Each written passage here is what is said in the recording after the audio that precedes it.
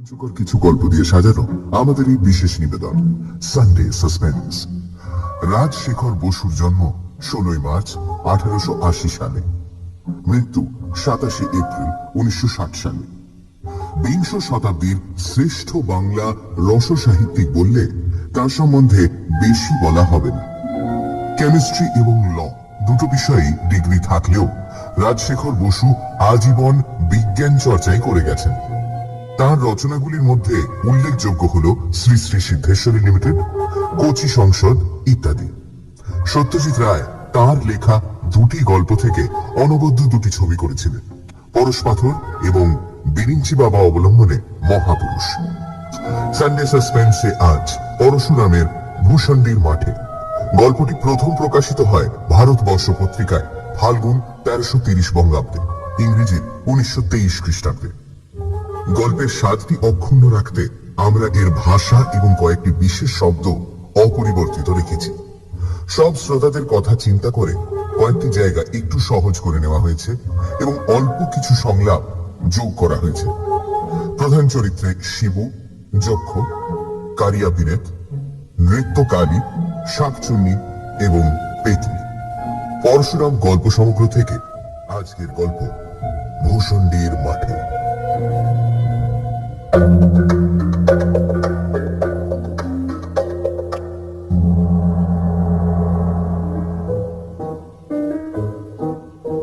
শিবু ভট্টাচার্যের নিবাস পেনেটি গ্রামে।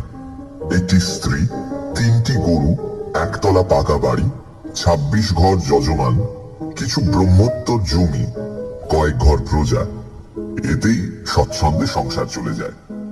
শিবুর বয়স 32। ছেলেবেলায় স্কুলে যা একটু লেখাপড়া শিখেছিল এবং বাপের কাছে সামান্য যেটুকু সংস্কৃত পড়েছিল সেটা সম্পত্তি এবং যজমান রক্ষার পক্ষে যথেষ্ট। কিন্তু শিবুর মনে সুখ ছিল না। তার স্ত্রী নৃত্যকালীর বয়স আন্দাজ 25, আঁটো মজবুত গড়ন, দুর্দান্ত স্বভাব। স্বামীর প্রতি তার যত্নের ত্রুটি ছিল না, কিন্তু শিবু সেই যত্নের মধ্যে রস খুঁজে পেত না। সামান্য খুঁটিনাটি নিয়ে স্বামী স্ত্রীতে তুমুল ঝগড়া বাঁধত। 5 মিনিট বকাবকির পরই শিবুর দম ফুরিয়ে যেত, কিন্তু নৃত্যকালীর রসনা একবার ছুটতে আরম্ভ করলে সহজে নিরস্ত হতো না। প্রতিবারই শিবুরই পরাজয় ঘটত।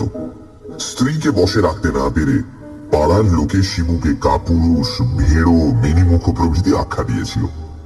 ঘরে বাইরে এরকম লাঞ্ছিত হওয়ায় শিবুর অশান্তির সীমা ছিল না।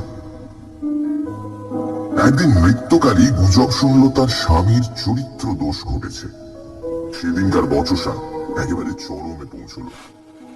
নৃত্যকালী শিবুকে ঝ্যাঁটাপেটা করলো।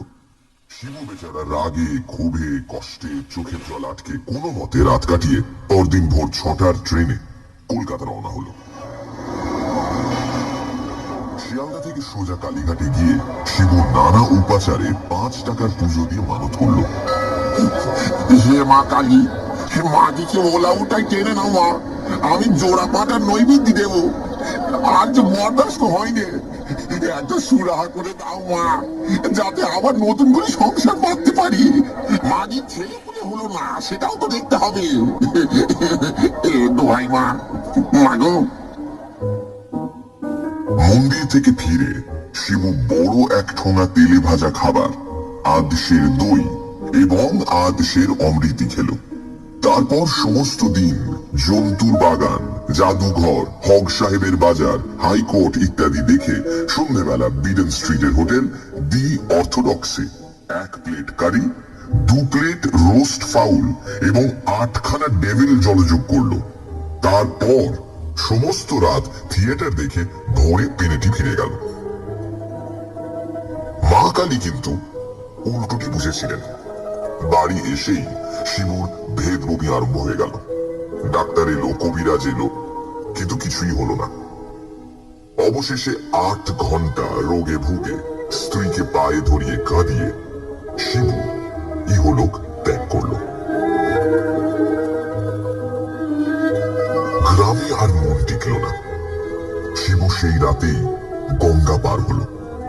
পেনেটির আর পার কোন্নগর। সেখান থেকে উত্তর মুখ হয়ে ক্রমে রিষড়া, শ্রীরামপুর, বৈদ্যবাটির হাট, চাঁদদানির চটকল ছাড়িয়ে আরো 2-3 ক্রোশ দূরে ভূষণ্ডির মাঠে পৌঁছল।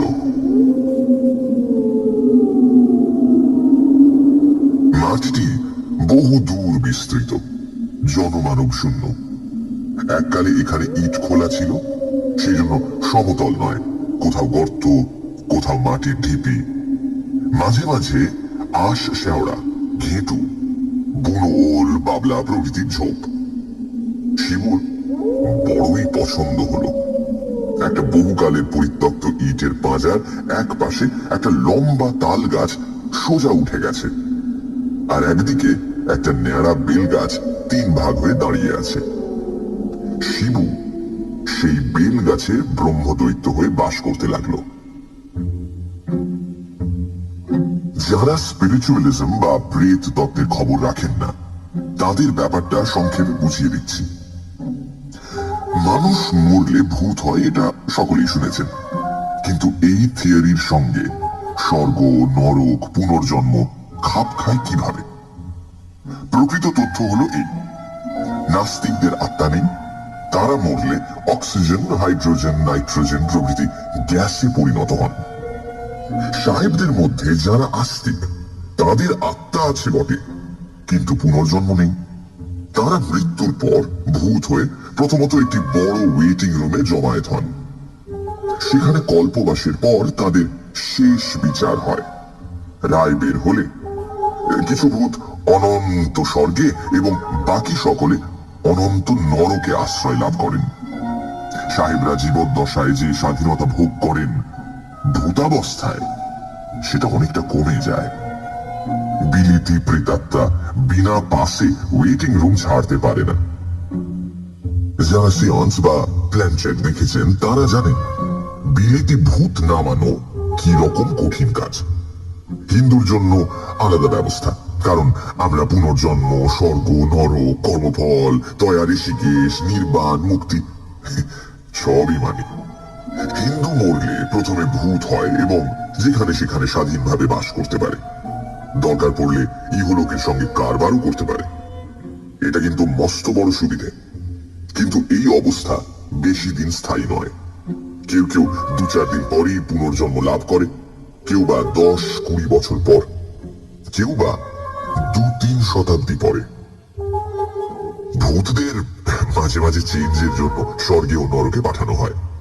এটা তাদের স্বাস্থ্যের পক্ষে ভালো, কারণ স্বর্গে খুব ফুর্তিতে থাকা যায় এবং নরকে গেলে পাপ ক্ষয় হয়, সূক্ষ্ম শরীর বেশ হালকা ঝরঝরে হয়।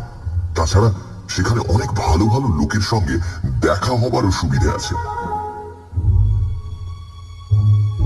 এর মধ্যে 2-3 মাস কেটে গেছে। শিবু সেই বেল গাছেই থাকে। প্রথম দিন কতক নতুন জায়গায়, নতুন অবস্থায় বেশ আনন্দে কেটেছিল। এখন শিবুর বড়ই ফাঁকা ফাঁকা ঠেকে। মেজাজটা যতই বদ হোক, মৃত্যুর একটা আন্তরিক টান ছিল। শিবু এখন সেটা হাড়ে হাড়ে অনুভব করে। একবার ভাবলো দূর হোক, না হয় পেনেটিতেই আড্ডা গাড়ি। তারপর মনে হলো লোকে বলবে বেটা ভূত হয়েও স্ত্রীর আঁচল ছাড়তে পারেনি। না, এইখানেই একটা পছন্দ মতো উপদেবীর জোগাড় দেখতে হলো। ফাল্গুন মাসের শেষ বেলা, গঙ্গার বাঁকের উপর দিয়ে দক্ষিণা হাওয়া ঝিরঝির করে বইছে। সূর্যদেব জলে হাবুডুবু খেয়ে এই মাত্র তলিয়ে গেলেন। ঘেটু ফুলের গন্ধে ভূষণ্ডির মাঠ ভরে গেছে। শিবুর বেল গাছে নতুন পাতা গজিয়েছে। দূরে আকন্দ ঝোপে গোটা কত পাকা ফল ফটফট করে ফেটে গেল। একরাশ তুলোর আঁশ হাওয়ায় উড়িয়ে মাকড়সার কঙ্কালের মতো ঝিকমিক করে শিবুর গায়ে পড়তে লাগলো। একটা হলদে রঙের প্রজাপতি শিবুর সূক্ষ্ম শরীর ভেদ করে উড়ে গেল। একটা কালো গুবরে পোকা করে শিবুকে প্রদক্ষিণ করতে লাগলো। কিছু দূরেই বাবলা গাছে এক জোড়া দাঁড় কাক বসে আছে। কাক গলায় সুরসুরি দিচ্ছে। কাকিনী চোখ বন্ধ করে গদগদ স্বরে মাঝে মাঝে করছে। একটা কটকটে ব্যাঙ সদ্য ঘুম থেকে উঠে গুটি গুটি পা ফেলে বেলগাছের কোটর থেকে বেরিয়ে এলো এবং শিবুর দিকে ড্যাবড্যাবে চোখ মেলে টিটকারি দিয়ে উঠল। একদল ঝিঝি পোকা সন্ধ্যের আসরের জন্য যন্ত্রের সুর বাঁধছিল। এতক্ষণে সঙ্গত ঠিক হওয়ায় সমস্বরে রি রি রি রি করে উঠল। শিবুর যদিও রক্ত মাংসের শরীর নেই, কিন্তু মরলেও স্বভাব যাবে কোথায়। শিবুর মনটা খাঁ খাঁ করতে লাগলো।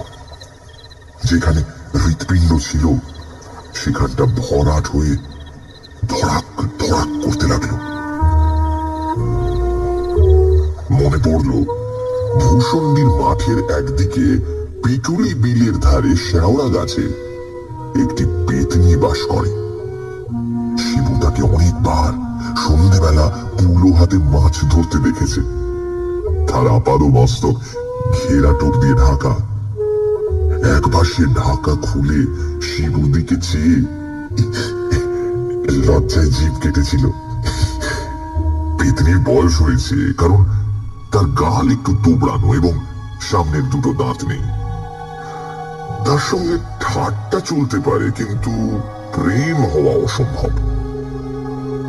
একটি শাঁকচুন্নি কয়েকবার শিবু নজরে পড়েছিল।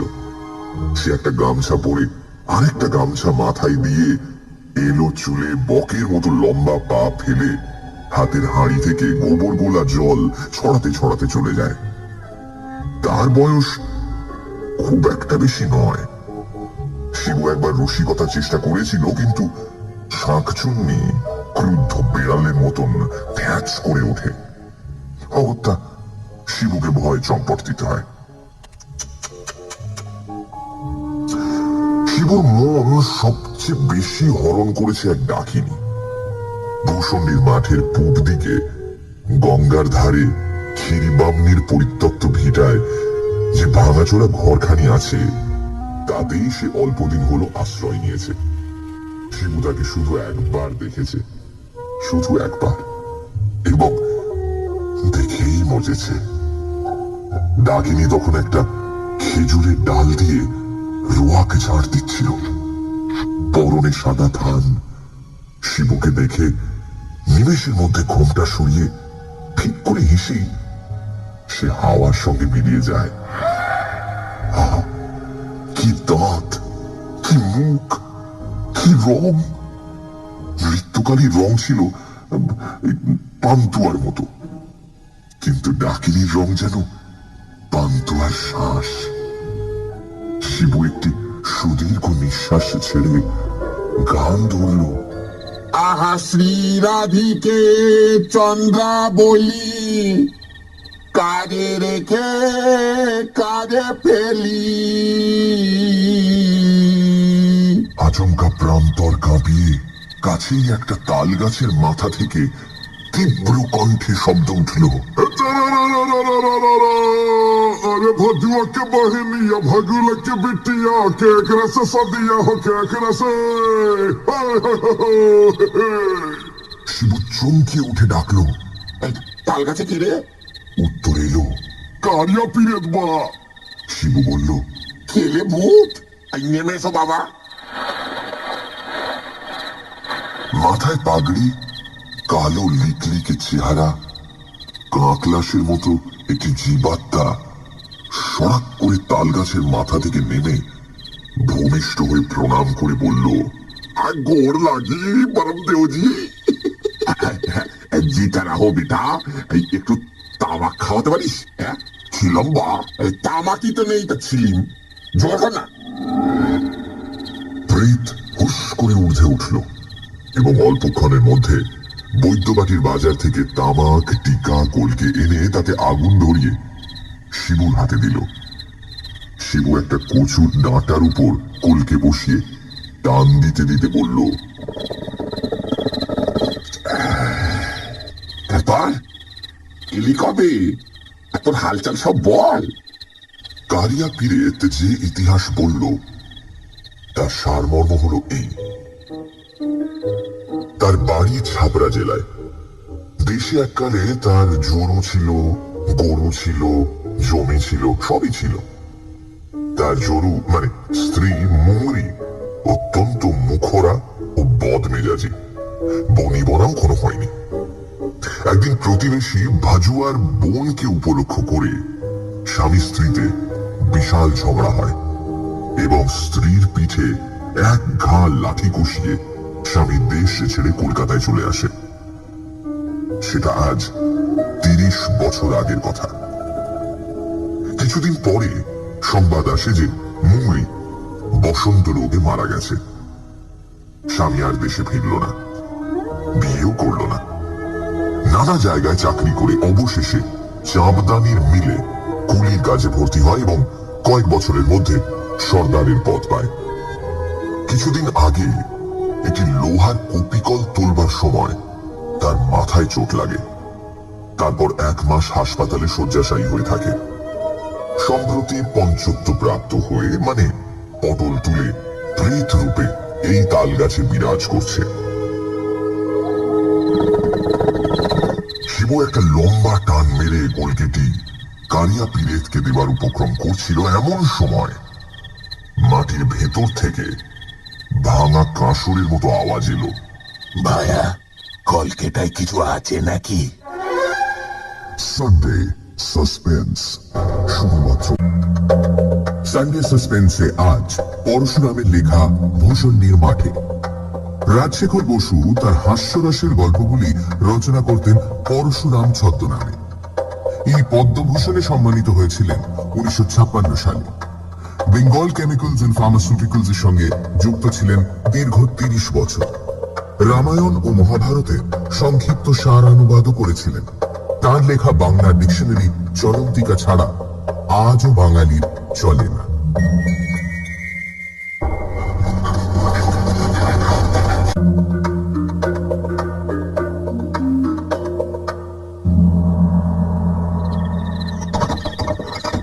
বেলগাছের কাছে যে ইটের পাঁজা ছিল সেটার থেকে খান কতক ইট খসে গেল এবং ফাঁকের ভেতর থেকে হামাগুড়ি দিয়ে একটা মূর্তি বেরিয়ে এলো। মোটা সোটা দেহ, থেলো হুঁকোর খোলের উপর একজোড়া পাকা গোঁফ গজালে যেরকম হয় সেই রকম মুখ, মাথায় টাক, গলায় রুদ্রাক্ষের মালা, গায়ে ঘুমটি দেওয়া মির্জাই, পরনে ধুতি, পায়ে তালতলার চটি। আগন্তুক শিবুর হাত থেকে কোল কেটে নিয়ে বললেন, ব্রাহ্মণ, দণ্ডবত হই। কিছু সম্পত্তি ছিল, এইখানেই পোতা আছে, তাই জকি হয়ে আগলাচ্ছি। বেশি কিছু নয়, 200-500। তবে বন্ধকি তমসুক দাদা, ইস্টাম্বর কাগজে লেখা, নগদ শিক্ষা একটিও পাবে না। খবরদার ওদিকে নজর দিও না, হাতে হাত করি পড়বে। শিবুর মেঘদূত একটু একটু জানা ছিল। সসম্ভ্রমে জিজ্ঞাসা করল, মশাই, বলছি আপনি কি কালিদাসের? ভাইরা ভাই, কালিদাস আমার মাস্তুতো শালিকে বিয়ে করে। ছোকরা হিজলিতে নিমকির গোমস্তা ছিল, অনেক দিন মারা গেছে। তুমি তার নাম জানলে কিসে? আপনার এখানে কতদিন আগমন হয়েছে? আমার আগমন? আমি বলে গিয়ে 3.5 বছর এখানে আছি। কত এলো দেখলুম, কত গেল তাও দেখলুম। আরে তুমি তো সেদিন এলে, কাঠ পিঁপড়ে তাড়িয়ে 3 বার হোঁচট খেয়ে গাছে উঠলে, সব দেখেছি আমি। তোমার গানের শখ আছে দেখছি। বেশ বেশ, কালোয়াতি শিখতে যদি চাও তো আমার সাগরে হও দাদা। এখন আওয়াজটা যদিও একটু খোনা হয়ে গেছে, তবু মরা হাতি লাখ টাকা। মশাইয়ের ভূতপূর্ব পরিচয়টা জিজ্ঞাসা করতে পারি কি? বিলক্ষণ। আমার নাম নদের চাঁদ মল্লিক, পদবী বসু, জাতি কায়স্থ, নিবাস রিসড়ে। আপাতত নিবাস এই পাঁজরের মধ্যে। সাবেক পেশা দারোগাগিরি, এলাকা রিসড়ে ইস্তক ভদ্রেশ্বর। জর্জটি সাহেবের নাম শুনেছ? হুগলির কালেক্টর, ভারী ভালোবাসতো আমায়। মুল্লুকের শাসনটা তামাম আমার হাতেই ছেড়ে দিয়েছিল। নাদু মল্লিকের দাপটে লোক ত্রাহি ত্রাহি ডাক ছাড়তো। মশাই পরিবার কি? যক্ষ দীর্ঘ নিঃশ্বাস ফেলে বললেন, সব সুখ কি কপালে হয় রে দাদা? ঘর সংসার সবই তো ছিল, কিন্তু গিন্নিটি ছিলেন খান্ডা। বলবো কি মশাই, আমি হলুম গিয়ে নাদু মল্লিক কোম্পানির ফৌজদারি নিজামত আদালত ইয়ার মুটোর মধ্যে আমারই পিঠে দিলে কিনা এক গাছ চেলা কাঠ কষিয়ে। তারপরেই পালালো বাপের বাড়ি। 340 ধারায় ফেলতু, কিন্তু কেলেঙ্কারির ভয়ে গ্রেপ্তারি পরোয়ানা ছাড়লুম না। কিন্তু যাবে কোথা? গুরু আছেন, ধর্ম আছেন। 47 সনের মড়কে মাগি গত হলো। সংসার ধর্মে আর মন বসলো না। জর্জটি সাহেব বিলেত গেলে আমিও পেনশন নিয়ে এক শখের যাত্রা খুললাম। তারপর পরমায়ু ফুরলেই হেতায় আড্ডা গেড়েছি। ছেলে পুলে হয়নি তাতে দুঃখ নেই দাদা। আমি করব রোজগার, আর কোন বেটাভূত মানুষ হয়ে আমার ঘরে জন্ম নিয়ে সম্পত্তির ওয়ারিশ হবে সেটা আবার সইক না। এখন তোফা আছে, নিজের বিষয় নিজে আগলাই, গঙ্গার হাওয়া খাই আর বম বম করি। থাকা আমার কথা তো সব শুনলে, এখন তোমার ইচ্ছা বলো।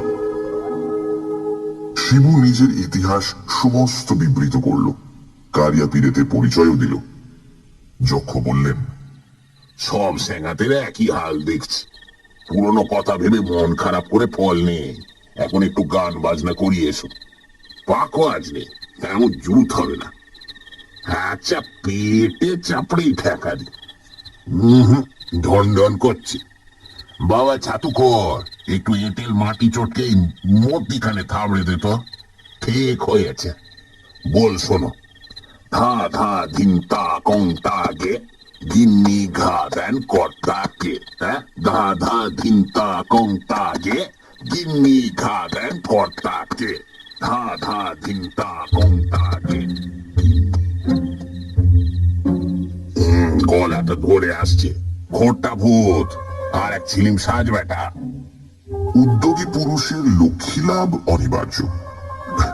অনেক কাকুতি মিনতির পরে ডাকিনী শিবুর ঘর করতে রাজি হয়েছে, কিন্তু সে এখনো কথা বলেনি, ঘুমটাও খুলেনি। তবে ইশারায় সম্মতি জানিয়েছে। আজ ভৌতিক পদ্ধতিতে শিবুর বিয়ে। সূর্যাস্ত হওয়া মাত্র শিবু সর্বাঙ্গে গঙ্গা মাটি মেখে স্নান করল, গাবের আঠা দিয়ে পইতে মাজলো, ফণি মনসার বুরুশ দিয়ে চুল আঁচড়ালো, টিকিতে একটি পাকা তেলাকুচা বাঁধলো, ঝোপে ঝোপে বন জঙ্গলে ঘুরে ঘুরে এক রাশ ঘেটু ফুল, বইচি, কয়েকটি পাকা নোনা ও বেল সংগ্রহ করলো। তারপর সন্ধে শেয়ালের ঐকতান আরম্ভ হতেই সে ক্ষীরি বামনির বাড়ির উদ্দেশ্যে রওনা হলো। সেদিন শুক্লপক্ষের চতুর্দশী। ঘরের দাওয়ায় কচু পাতার আসনে ডাকিনীর সামনে বসে শিবু মন্ত্রপাঠ শুরু করার আগে উৎসুক মনে বলে উঠল, এইবার ঘোমটাটা খুলতে হচ্ছে। ডাকিনী ঘোমটা সরালো। শিবু চমকে উঠে ভয়ে বলল, এ কি? তুমি তো নৃত্যকারী বলল, হ্যাঁ রে মিনসে, মনে করেছিলি মরে আমার কবল থেকে বাঁচবি? কেন, পেতনি শাকচুন্নির পিছু পিছু ঘুরতে বড় মজা না? কি করে উলাওটাই নাকি? ওলা ওটা 70-এর হোক। কেন, ঘরে কি কেরোসিন ছিল না? তাই চেহারাটা ফর্সাপনা দেখাচ্ছে। পোর খেলে সোনার জলুস বাড়ে, তো ধাতটাও একটু নরম হয়েছে নাকি? শুভ কাজে বাধা পড়ল। বাইরে ওটা কিসের গোলযোগ? এই, এখানে কি হচ্ছে রে? তার বুকের এত বড় পাটা যে আবার বিয়ে করে? বিয়ে? আবার বিয়ে? যেন একবার শকুনি ঝুটুপুটি কাড়াকাড়ি ছেঁড়াছেড়ি করছে। আমার স্বামী? কে বললে? তোর স্বামী? আর একবার বলে দেওয়ার দিকে মুখে ঝামা ঘষে দেবা। হঠাৎ উল্কার মতো ছুটে এসে পেতনি ও শাকচুন্নি উঠোনের বেড়ার আগর ঠেলে ভীষণ চেঁচামেচি আরম্ভ করে দিল। আমার স্বামী তোকে কেন দেবো না? আর ঘর বুড়ি ও যে পেটের বয়সী। আহা, কি আমার কোনে বউগা, দুয়ার মেচো পেতনি। আমি যে ওর 2 জন্ম আগেকার বউ। দূর বকরচুনি, আমি যে ওর 3 জন্ম আগেকার বউ। মর চেঁচে ওদিকে ডাইনি মাগে মিনচাকে নিয়ে উধাও হক। তখন পেতনি পিড় করে মন্ত্র পড়ে বন্ধ হ, বন্ধ হ। আপদ যত বিদায় হ।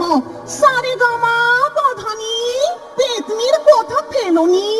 আগর বন্ধ করে বলল, আরে দাঁড়া, আগে তোর ঘর মোটকাবো, তারপর ডাইনি বেটিকেও খাবো। কামড়া কামড়ি চুলোচুলি আরম্ভ হয়ে গেল। ছেড়ে দে বলছি, ছেড়ে দে বলছি। কি হিংসুটি, তোর চোখ ঠেলে দেব। কি কি বললি তুই? একা নৃত্যকারীদের রক্ষা নেই, তার উপর আগের 2 জন্মের আরো 2 পত্নী হাজির। শিবু হাতে পইতে জড়িয়ে ইষ্টমন্ত্র জপ করতে লাগলো। ওদিকে নৃত্যকালী রাগে ফুলতে লাগলো। আমার স্বামীকে নিয়ে করবানি? লজ্জা করে না, শয়তান মেয়ে ছেলে। এমন সময় নেপথ্যে যক্ষের গলা শোনা গেল। ধনী শুনছ কিংবা আনমনে ভাবছ বুঝি শ্যামের বাঁশি ডাকছে তোমায় বসবনে? ওটা যে ঠ্যাক্সিয়ালি দিও না কুলে কালি। রাত বিরেতে শ্যালকুকুলে চুচো প্যাচার ডাক শুনে ডাক শুনে ডাক শুনে। যক্ষ বেড়ার কাছে এসে বললেন, ভায়া, এখানে হচ্ছে কি? এত গোল কিসের? কারিয়া পীরে থাকলো। বরং পিচাস, আরে দরজা তো খোল। শিবুর সাড়া নেই। প্রচন্ড ধাক্কা পড়লো, কিন্তু মন্ত্রবদ্ধ আগর খুলল না, বেড়াও ভাঙল না। তখন কারিয়া পীরেত তারস্বরে উৎপাটন মন্ত্র পড়ল। মারে জীবন হইয়া আর ভিতরা হইয়া পানপাত্তরি হইয়া ফটে বয়লাট হইয়া খবরদার হাফিজ। মরমর করে ঘরের চাল, দেওয়াল, বেড়া, আগুন সমস্ত আকাশে উঠে দূরে নিক্ষিপ্ত হল। ডাকিনি অর্থাৎ নৃত্যকালীকে দেখে যক্ষ বললেন, এ কি গিন্নি এখানে? বেবদত্তিটার সঙ্গে ছে ছে ছে ছে ছে ছে লজ্জার মাথা খেয়েছো? ডাকিনি ঘোমটা টেনে কাঠ হয়ে বসে রইল। কারিয়া পীরেত বলল, আরে মুঙ্গরি, তোহার শরম নাহি বা? তারপর যে ব্যাপার আরম্ভ হলো তা মনে করলেও বুকের রক্ত শুকিয়ে যায়। শিবুর 3 জন্মের 3 পত্নী এবং মৃত্যুকালীর 3 জন্মের 3 স্বামী, এদের ডবল উৎপাতে ভূষণ্ডির মাঠে একসঙ্গে জলস্তম্ভ, দাবানল ও ভূমিকম্প শুরু হয়ে গেল।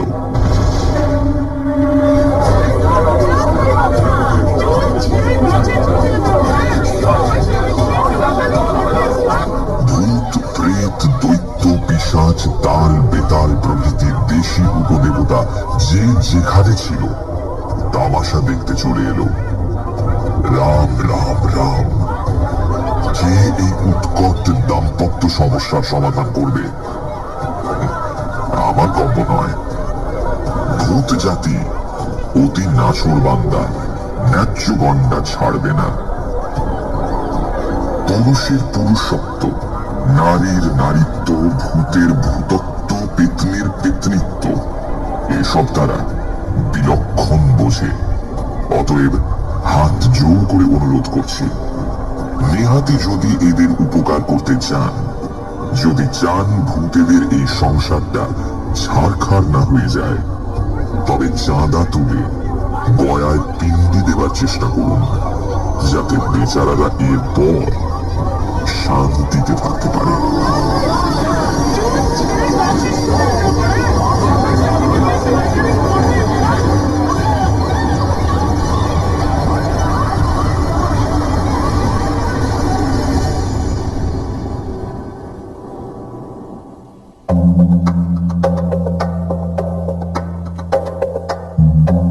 শুনছিলেন ভূষণ্ডির মাঠে,